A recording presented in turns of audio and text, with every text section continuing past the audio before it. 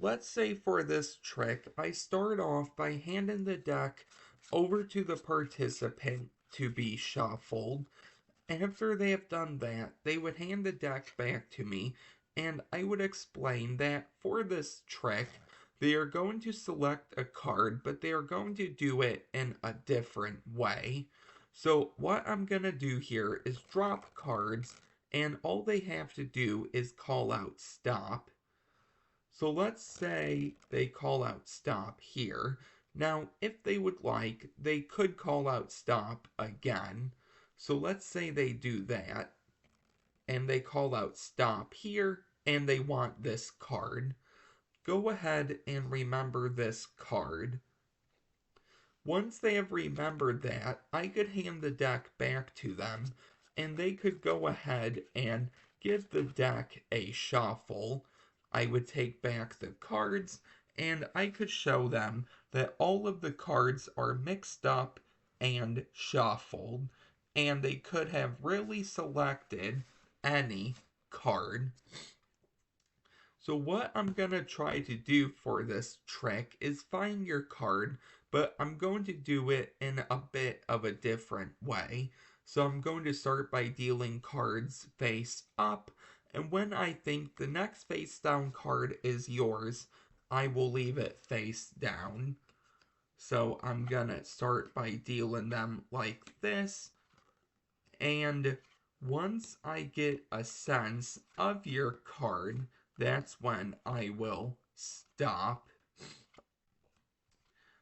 So far, I'm not getting a sense of anything.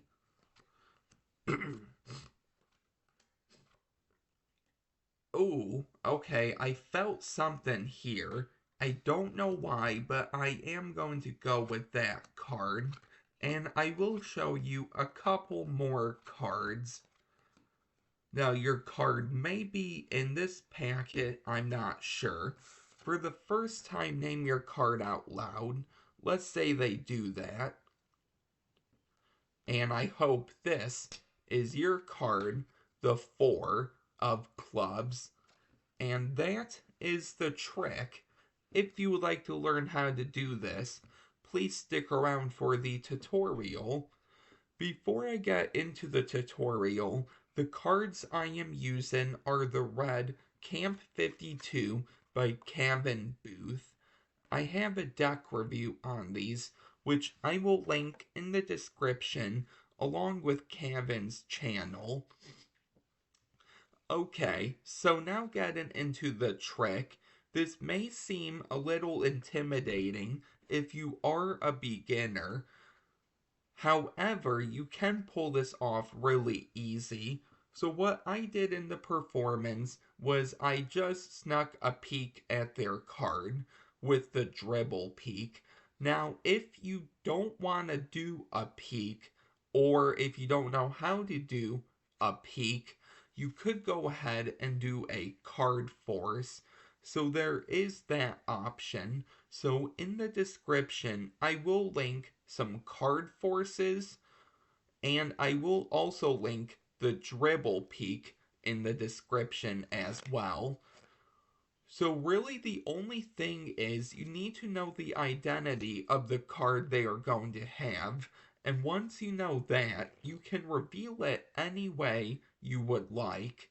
So let's just say that the card that they selected was the Queen of Hearts. Okay, so let's say I did the dribble peek and we got the Queen of Hearts. All I do is I spread the deck face up and I show all of the cards are different.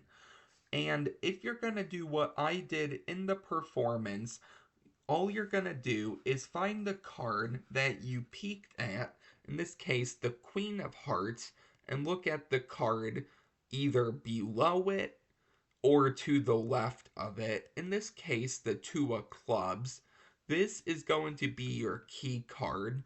Now, if you want, you could remember the card next to the Two of Clubs. So you have two key cards. So when you get to the Jack of Diamonds, you know, okay, the next card is my key card, meaning that the very next card is going to be their selection.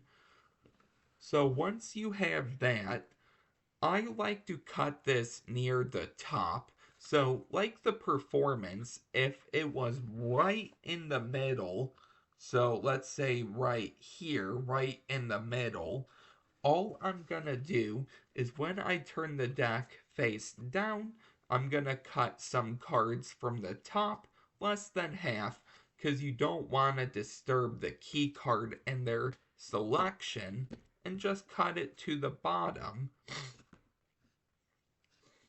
So now there's the Queen of Hearts, and there is the 2. So now you can reveal their card any way you would like.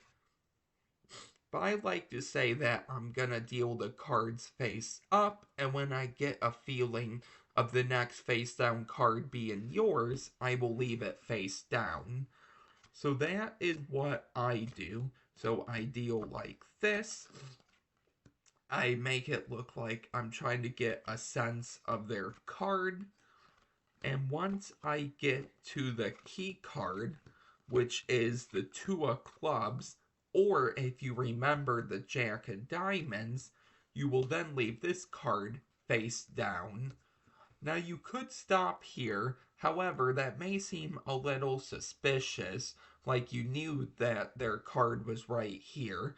So what I do is I deal a couple more cards. I don't go through the whole deck.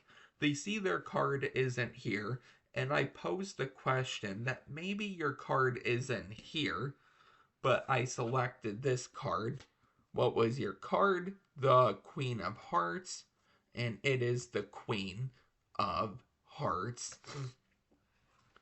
Another way you could go ahead and do this is you're dealing cards on the table, and if you wanted, because you remember the Queen of Hearts, you could actually pass by their card. Then you can say, wait, I think I actually passed by your card. I think it's actually in this pile, which it actually is. So now at this point, you could do anything you want. You could get rid of some cards and then use these, deal through them and say, okay, I think out of all of these, your card is the Queen of Hearts. You could do something like that. Or what you could do, because their card is the Queen of Hearts, you could say, I'm going to take out a couple of cards to help us. Take out the Queen, and then you're going to take out 3 more cards. And then you could leave these face down. Just remember their card is 3rd, and do a Magician's Choice. And then they land on the Queen. It really doesn't matter, but you do have a lot of ways you could reveal their card, and that is the effect. So go ahead and play around with that if you are a beginner or whatever stage you are, and see what ending you could actually do. I hope you liked the video. If you are new here, please don't forget to like, comment, and subscribe, and I hope I will see you on the next video. Bye.